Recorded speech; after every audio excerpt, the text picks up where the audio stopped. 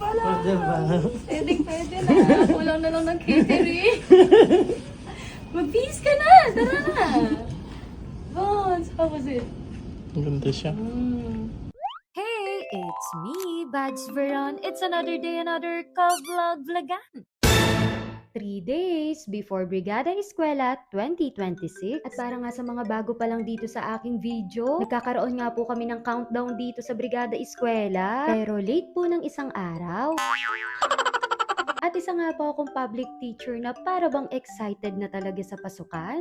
At ito nga po, sinishare ko yung mga kaganapan ko sa araw-araw bago nga matapos itong bakasyon. At kung napanood nyo nga po yung video natin kahapon, ang plano nga talaga namin ngayong bakasyon ay magawa namin yung mga nasa wedding plan. Kaso nga lang, minsan talaga may mga unexpected situation. Pero ganun pa man, salamat kay Lord kasi nagagawa pa rin namin. At ngayong araw nga, samahan nyo kami na pumunta sa isang sikat na pagawaan ng gowns and suit. At ito na nga, pabiyahe na nga kami papuntang Angeles. At dito nga yan sa Barangay Pampang. At sa totoo lang, medyo naligaw pa nga kami. Pero buti na lang talaga may Google Map na. At dito nga po yung sinasabi ko sa inyo, dito kay Sir Rich Sabinian. At pagpasok mo pa nga lang, malulula ka na sa dami ng gowns and suit. At pagpasok mo nga rito, may kanya-kanyang nakatoka kung sino yung mag-guide sa inyo. I think hanggang 3rd floor nga yung mga gowns and suit dito. At para nga sa wedding gown, nasa 3rd floor po kami. At hindi ko nga akalain na malulula ka na lang sa sobrang dami ng wedding gown. Grabe, literal nasasakit nga yung ulo mo dahil sa dami-daming magagandang gown dito. At sa totoo lang, hindi ko na sila inisa-isa at tinanong ko na nga lang yung nag-guide sa amin. At nagbigay na nga ako ng specific details kung ano yung gusto ko talaga. Pero ganito pala no, nakakalito talaga. Alam mo yung tipong ang dami-dami mong nagugustuhan. Tingko yan, ikaw po namimili.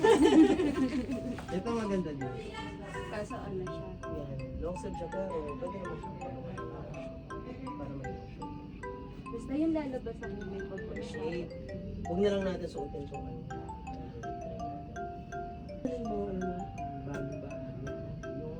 At ito na nga, nasa fitting era na nga po tayo. Pero pasensya na po ha, medyo i-blur na muna daw namin. Sabi ni Sir Neil, for our eyes only na muna raw po. At alam niyo po ba na free lang po yung pag-fit ng mga gowns dito. Pero syempre, may limitations pa rin po. Kaya mas maganda na piliin mo na talaga yung mga gusto mo at para masukat mo. Grabe, sobrang dami talaga dito. At ang gaganda pa ng mga details nila. Andito na nga lahat ng klase ng gown na gugustuhin mo. At syempre, katapos ni soon to be bride, ay si groom naman. At ang sabi ko nga sa inyo, naka-data privacy pa rin si Sir Neil hanggang ngayon.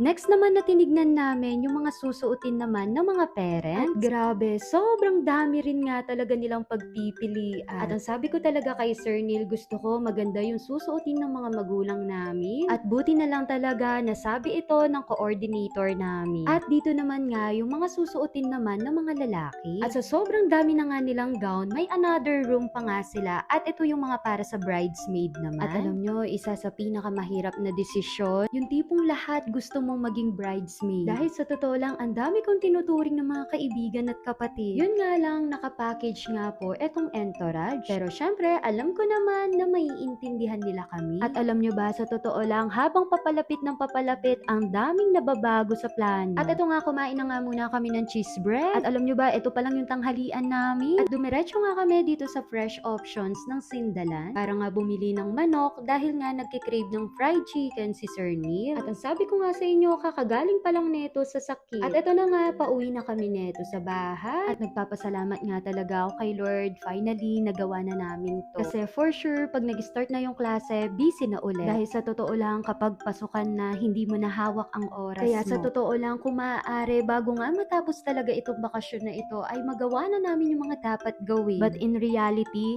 hindi talaga biro. By the way, pumunta pa nga kami sa palengke para bumili ng mantika at ng pinya. And shout out nga po pala sa mga nakakita sa akin. Lalong-lalo na po sa mga nakakapanood nga po nitong video. O diba, pumipiling vlogger na talaga tayo.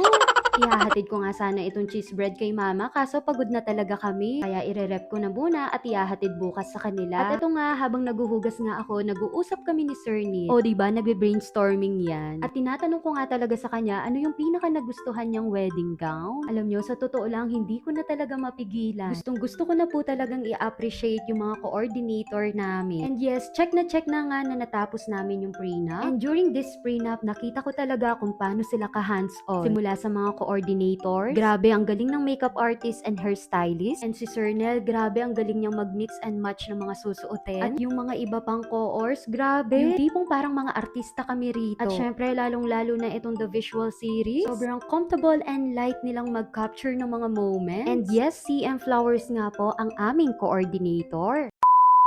And now, going back to our normal life. Ewan ko ba kung ano ang trip ko dahil alauna na nga ito ng madaling araw. At ito nga, nilalaban ko nga itong mga bag na gagamitin ko para sa school. O diba, hindi ko talaga alam kung excited ba talaga ako. At alam nyo ba na natutuwa ako sa sarili ko. Kasi sa totoo lang, hindi ako sirain ng mga gamit. Kaya nakakatuwa sa panahon ngayon na kailangan magtipid, ay kailangan lang silang labhan at pwede nang gamitin ulit. At alam nyo ba, sa totoo lang, kaya nga nagda-diet ako dahil yung mga tinabi kong damit noon, susuotin ko ulit ngayon. O diba, hindi na kailangan bumili ulit ng mga bagong gamit. Pero wag kakalimutan ha, even nagtitipid, do not forget to enjoy your life. At hanggang dito na muna po. Thank you po!